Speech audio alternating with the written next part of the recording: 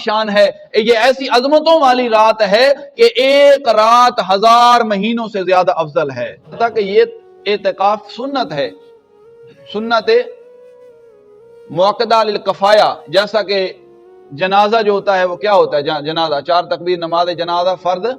کفایہ۔ اس کا مطلب کیا ہوتا ہے کہ اگر کسی ایک نے بھی ادا کر دیا تو تمام کی طرف سے ادا ہو جا رہا ہے، اور وہ موقع ہمیں مل رہے ہیں کہ آ جاؤ اس گھر کے اندر، آ جاؤ اس بارگاہ کے آگے جھک جاؤ تاکہ تم اپنے لیے کچھ زیادہ بہتر سنوار سکو۔ نبی علیہ السلام نے فرمایا کہ تم 3 کام کر لو بالخصوص اس مہینے کے اندر، ایک بلکہ پوری زندگی کے لیے یہ ایک سبق بنا لو۔ ایک تو تم بہرے بن جاؤ، ٹھیک ہے کہ نہیں جی، دوسرا تم گونگے بن جاؤ، تیسرا تم جو ہے نابینے بن جاؤ۔ پھر پوچھا گیا کہ اس کا مقصد کیا ہے گونگا، بہرا اور نبینا ہونے کا؟ اگر کوئی کسی کا عیب نظر آتا ہے تو اسے چھپا لو، اگر کسی کی کوئی بات بری سنائی دے رہی ہے تو اپنے کانوں کو بند کر لو، سوائے نصیحت کے، سوائے اچھی بات کے کوئی اور گفتگو مت سنو۔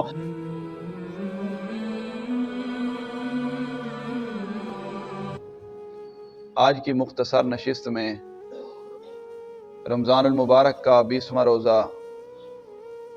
اور آج کے دن میں وہ خوش قسمت نیک بخت جو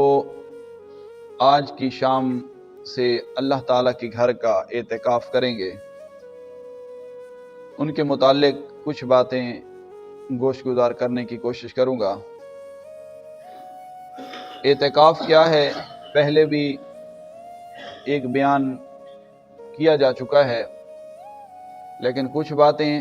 مزید اللہ تعالیٰ کے پاک نبی حضرت محمد مصطفیٰ صلی اللہ علیہ وسلم نے ارشاد فرمایا۔ امام طبرانی نے اس حدیث مبارکہ کو نقل کیا ہے۔ آپ فرماتے ہیں کہ جس کسی مسلمان نے یکسوئی کے ساتھ اللہ کی رضا کی خاطر ایک دن کے لیے اللہ تعالیٰ کے گھر میں اعتکاف کی نیت سے اعتکاف کیا، اللہ تبارک و تعالی اس کے درمیان اور جہنم کے درمیان 3 خندقیں کھود دیتا ہے۔ ان کے درمیان 3 خندقیں کھودی جاتی ہیں، اور ان خندقوں کا ایک کی جو مسافت ہے، ایک کا جو فاصلہ ہے، وہ مشرق سے لے کر مغرب تک ہے۔ اللہ تعالیٰ اس بندے کو جہنم سے اس طرح دور کر دیتا ہے کہ اس کے درمیان 3 خندقیں کھول دی جاتی ہیں، اور ان 3 خندقوں میں سے ایک کی آپ بیان کرتے ہیں کہ ان کی جو چوڑائی ہے، ان کی جو مسافت ہے، وہ مشرق سے لے کر مغرب تک ہے۔ مطلب وہ اتنا دور اس جہنم سے کر دیا جاتا ہے کہ جو بندہ ایک دن کے لیے اللہ تعالیٰ کے گھر کا اعتکاف کرتا ہے، اور جو بندہ 10 دنوں کا اعتکاف کرتا ہو، پہلے بھی بتایا تھا کہ یہ اعتکاف سنت ہے، سنت موقدہ للکفایہ، جیسا کہ جنازہ جو ہوتا ہے وہ کیا ہوتا ہے؟ جنازہ 4 تکبیر نماز جنازہ فرض کفایہ۔ اس کا مطلب کیا ہوتا ہے کہ اگر کسی ایک نے بھی ادا کر دیا تو تمام کی طرف سے ادا ہو جائے گا، لیکن جو ثواب حاصل ہوگا ہر ایک کے کرنے کا، وہ ہر کسی کو الگ الگ حاصل ہوگا۔ اگر زیادہ نے شرکت کی، پورے چک کے چک نے، پورے دیہات کے دیہات نے، پورے ٹھیک ہے کہ نہیں قصبے کے قصبے نے، پورے شہر کے شہر نے، تو اللہ تبارک و تعالی ہر ایک کو برابر ثواب عطا فرمائے گا۔ تو یہ جو اعتکاف ہے، اعتکاف سنت، اس کی بھی یہی ہے صورتحال کے اگرچہ یہ کفایہ ہے، اگر ادا کرے گا تو تمام چک کی طرف سے ہو جائے گا، لیکن جو ثواب کے حساب سے ہے، اگر کوئی ہر ایک کا اعتکاف کرتا ہے تو اللہ تبارک و تعالی ہر ایک کو برابر ثواب عطا فرمائے گا۔ حضور علیہ السلام نے پورے مہینے کا بھی اعتکاف کیا، پہلے 10 دن کیا، پھر حضور علیہ السلام نے فرمایا کہ اس 10 دن میں میں نے شب قدر کو ڈھونڈنے کی کوشش کی، لیکن شب قدر ان 10 دنوں کے اندر نہیں ہے۔ پھر دوسرے عشرے کا پھر آپ نے فرمایا کہ ان 10 دنوں میں نہیں ہے۔ پھر جس وقت تیسرے عشرے کی بات آئی تو اللہ کے نبی علیہ السلام نے ارشاد فرمایا کہ ان 10 دنوں کے اندر شب قدر ہے۔ شب قدر ایک ایسی رات ہے جو 1000 مہینوں کی رات سے افضل ہے۔ اللہ کے نبی نے فرمایا اس طاق دنوں کی، اس عشرے کے طاق دنوں میں 21 ہے، 23 ہے، 25 ہے، 27 ہے، ٹھیک ہے 29 ہے، ان تاک راتوں میں تم شب قدر کو ڈھونڈو، اگر تم شب قدر کو پا لوگے شان ہے، یہ ایسی عظمتوں والی رات ہے کہ ایک رات 1000 مہینوں سے زیادہ افضل ہے۔ اور جو کوئی یہ وہ رات ہے، یہ وہ مہینہ ہے کہ اللہ تبارک و تعالی نے فرمایا تنزل الملائکۃ والروح، یہ مہینہ ایسا مہینہ ہے کہ ہم نے اس مہینے کے اندر، ٹھیک ہے کہ نہیں جی، ایک ایسا کلام اتارا ہے، ایک ایسی کتاب اتاری ہے جو تمام کتابوں سے افضل ہے، جو تمام کلاموں سے افضل ہے۔ تو شب قدر جو ہے اس 10 دنوں کی رات کے اندر آتی ہے، تو اللہ تعالیٰ نے قرآن پاک کو بھی اسی مہینے کے اندر نازل فرمایا، اور وہ برکت والا ہے اور وہ رحمت والا ہے۔ حضرت حسین ابن علی رضی اللہ تعالی عنہما فرماتے ہیں، حضرت امام حسین سے روایت کی حضرت امام زین العابدین نے، آپ فرماتے ہیں کہ حضرت امام علی مقام امام حسین رضی اللہ تعالیٰ عنہ نے فرمایا کہ آقا کریم سرکار دو عالم صلی اللہ علیہ وسلم نے فرمایا کہ جو اس مہینے کے آخری عشرے کا اعتکاف کرے گا کانا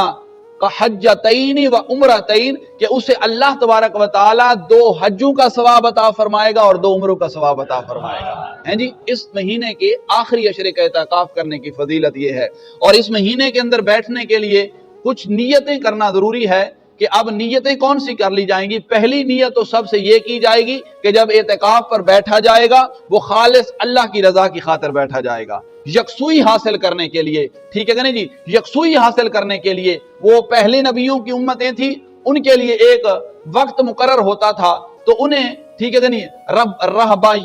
رہبانیین کا نام سے مشہور ہے کہ وہ اپنے مخصوص دن بیابانوں اور جنگلوں کے اندر نکل جایا کرتے تھے، یکسوئی کے ساتھ اللہ کی عبادت کرتے تھے، انہیں ثواب دیا جاتا تھا۔ لیکن جس وقت باری آئی میرے اور آپ کے آقا و مولا حضرت محمد مصطفیٰ صلی اللہ علیہ وآلہ وسلم کی امت کی، تو اللہ تعالیٰ کے پاک نبی نے فرمایا تمہیں کسی جنگل میں جانے کی ضرورت نہیں ہے، تمہیں کسی بیابانوں کے اندر جانے کی ضرورت نہیں ہے، بلکہ تمہارے لیے رب تعالیٰ نے ایسا انعام دیا ہے، ایسا انعام تیار کر رکھا ہے کہ تم مسجد کے اندر بیٹھو گے، اللہ کے گھر کے اندر بیٹھو گے، یکسوئی حاصل کرنے کے لیے اللہ کے خالص اللہ کی رضا کی خاطر بیٹھو گے، تو اللہ تبارک و تعالی تمہیں اس سے بھی زیادہ ثواب عطا فرمائے گا۔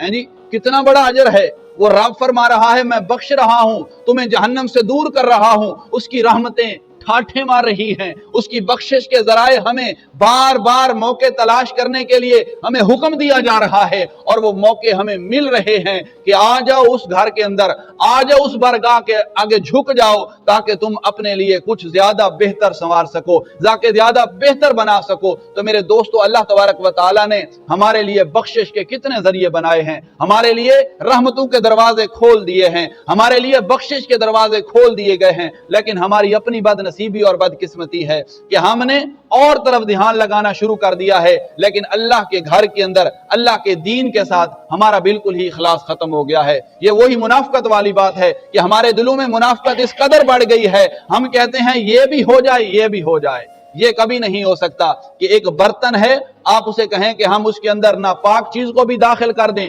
پاک چیز کو بھی داخل کر دیں، تو یہ کبھی نہیں ہو سکتا کہ وہ دونوں داخل ہونے والی چیزیں آپ استعمال کر لیں۔ اگر ناپاک چیز ہے پاک ڈالیں گے وہ بھی ناپاک ہو جائے گی، اگر پاک چیز پڑی ہے اس کے اوپر ناپاک ڈالیں گے دونوں ناپاک ہو جائیں گی۔ تو اس کے لیے اپنے برتن کو صاف کرنا پڑے گا۔ اپنا برتن جب صاف ہو جائے گا اور اس کے اندر فقط جو ہے ڈالنی ہے تو پاکیزہ چیز ڈالنی ہے، اور اس پاکیزہ چیز کا یہ عالم ہوگا کہ جب کبھی بھی اسے استعمال کرنا چاہیں گے پھر ایسے استعمال کریں گے جہاں کہیں سے استعمال کریں گے، پھر جس وقت استعمال کریں گے وہ آپ کے لیے ہمیشہ کے لیے پاکیزہ ہوگی۔ تو اسی لیے آج ہم نے اپنے اندر جھانک کر دیکھنا ہے۔ مولانا روم صاحب رحمۃ اللہ علیہ فرماتے ہیں نا کہ ایک جوہری تھا، جوہری کسے کہتے ہیں؟ ہیرے بیچنے والا جوہری تھا نا، تو وہ سفر پر جا رہا تھا کہیں، اس کے پاس ہیرا تھا، تو اس جوہری کے ساتھ ایک چور ہو لیا، مطلب ساتھ مل گیا۔ اب سفر روانہ ہے، جوہری کو پتا چل گیا بندہ چور ہے، اسے بچ کے رہنا ہے، میرے پاس تو ہیرے ہیں، ہیرے اتنی قیمتی ہوتی ہیں۔ چور نے دیکھا کہ جوہری کے پاس بہت خوبصورت ہیرا ہے، اس نے کہا رات کی جو ہے میں رات کو تعاقب کروں گا، رات کو میں اس کا ہیرا چرا لوں گا۔ اب رات ہوئی، جوہری بھی سمجھدار تھا، جوہری نے اپنے اسباب میں سے، اپنے مال میں سے ہیرا نکال کر چور کے مال کے اندر رکھ دیا، وہ سو گیا۔ اب چور ساری رات بیچارہ جوہری کے مال کو پھرولتا رہا، ڈھونڈتا رہا ہیرا کہاں ہے، ہیرا کہاں ہے، بالآخر نہ ملا۔ दूसरी रात भी यही मामला हुआ, तीसरी रात भी यही मामला हुआ, बड़ा परेशान हुआ। दिन के वक्त तो हीरा जौहरी के पास होता है, रात को कहां गायब हो जाता है। फिर उसने सवाल पूछ ही लिया कि वजह क्या है, दिन सारा तो तेरे पास हीरा रहता है, रात के वक्त मैं ढूंढता हूं मिलता नहीं है। उस जौहरी ने कहा कि जान तो मैं तुझे पहले दिन से ही गया था, मैंने भी तेरे साथ ऐसी गेम खेली है कि तू भी हैरान है इस बात से। हीरा मेरे पास अगरचे नहीं होता, लेकिन मेरी गिरफ्त के अंदर होता है, मेरी कुदरत के अंदर होता है कि मैंने हीरा अपने माल से निकालकर तेरे माल में दाखिल कर दिया है, क्योंकि तेरा दिलो दिमाग अपने तरफ तो जाना नहीं है, इसीलिए तू मेरे माल को तलाश करता रहा, मेरे माल को फरोलता रहा, हीरा तेरे अपने पास था। तो आप फरमाते हैं, मौलाना रूम साहब रहमतुल्लाह अलैह फरमाते हैं कि आज हमारी हाल तो ये हो गया है, हमने दूसरों की तरफ देखना ज्यादा शुरू कर दिया है, दूसरों के ऐब निकालना ज्यादा शुरू कर दिए हैं, दूसरों की गीबत करना शुरू कर दी है, दूसरों के जो है हमने ऐब तलाश करना शुरू कर दिए हैं, लेकिन अपने मन को देखा ही नहीं है। अपने मन को फरोल के देखें तो पता चले कि हम किस पानी में हैं। अल्लाह के नबी अलैहिस्सलाम ने फरमाया कि तुम 3 काम कर लो बिल खसूस इस महीने के अंदर, एक बल्कि पूरी जिंदगी के लिए ये एक सबक बना लो। एक तो तुम बहरे बन जाओ, ठीक है कि नहीं जी, दूसरा तुम गूंगे बन जाओ, तीसरा तुम जो है नाबीने बन जाओ। फिर पूछा गया कि इसका मकसद क्या है, गूंगा बहरा और नबीना होने का। अल्लाह ताला के पाक नबी ने फरमाया इसका मकसद यह है कि हर एक बुराई की तरफ देखने से अपने अपनी आंखें बंद कर लो, कि कोई बुराई कर रहा है, गलत काम कर रहा है, तुम्हारी आंखें उस तरफ नहीं जानी चाहिए। दूसरी वजह यह है कि बुराई की तरफ तुम खुद आमादा ना हो जाओ। अगर कोई किसी का ऐब नजर आता है तो उसे छुपा लो, अगर किसी की कोई बात बुरी सुनाई दे रही है तो अपने कानों को बंद कर लो, सिवाय नसीहत के, सिवाय अच्छी बात के कोई और गुफ्तगू मत सुनो। और तीसरी चीज जो आपने बयान फरमाई है कि आप गूंगे बन जाओ, इसका मकसद यह है कि किसी को गलत बात मत कहो, किसी के साथ गलत तकल्लुम मत करो, किसी के साथ गलत गुफ्तगू मत करो। जब तुम ये 3 काम कर लोगे तो अपनी जिंदगी में तुम कामयाब हो जाओगे।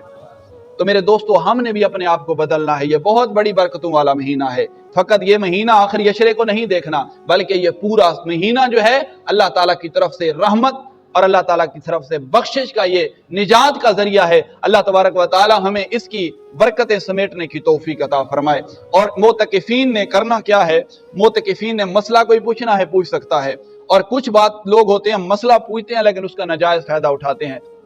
मसला क्या पूछते हैं जी, कारी साहब अगर कोई बंदा बाहर से आ जाए, हमसे सलाम करे, हमसे कलाम करे, क्या हम कर सकते हैं? तो शरीयत में जायज़ मकसद की बात करने से कोई बुरेज नहीं, कोई हर्ज नहीं है इसके अंदर, लेकिन इसके हद से बाहर निकल जाना ये कोई बात नहीं है कि उसको पास आप बिठा दें और फिर दुनिया की गुफ्तगू शुरू कर दें, फिर दुनिया के मामलात को शुरू कर दें, ये क्या हुआ जी, उसका क्या हुआ जी, उसका क्या हुआ। तो ये कोई बात ना हो, क्योंकि जो एतकाफ है वो दुनिया से कत्ता ताल्लुकी करके खालिस यकसुई हासिल करने के लिए अल्लाह की रजा की खातिर तू बैठ रहा है, तो तुम्हारा मकसद जो है वो एक होना चाहिए। और दूसरी बात यह है कि जो पर्दों का एहतमाम किया जाता है, ये करने का क्या मकसद है? पर्दों का बात ये याद रखें कि पर्दा लगाना कोई शरीयत के अंदर जरूरी फर्द वाजिब नहीं है, ना ही ये सुन्नत है। हाँ, ये जरूर है कि पर्दा इसलिए लगाया जाता है, या बिलखुसूस जब मोतकिफीन मस्जिद से बाहर निकलते हैं, अक्सर पहले दौर के अंदर तो अक्सर देखते थे हम भी कि उनकी चादरें लपेटी हुआ करती थी। उनका मकसद ये होता था कि ताकि बाहर से आने वाला पता चले कि ये बंदा मोतकिफ है, इसके साथ कोई गुफ्तगू ना की जाए, कोई दुनियादारी की बात ना की जाए। अगर वो कोई आ रहा है,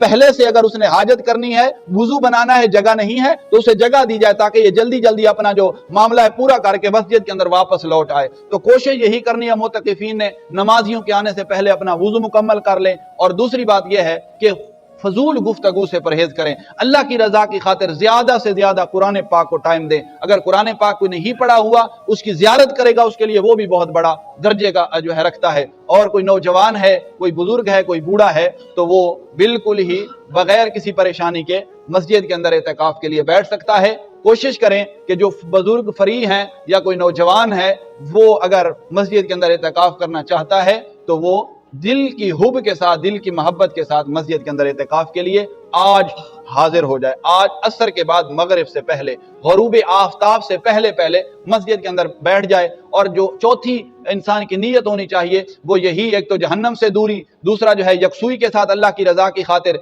तीसरा जो है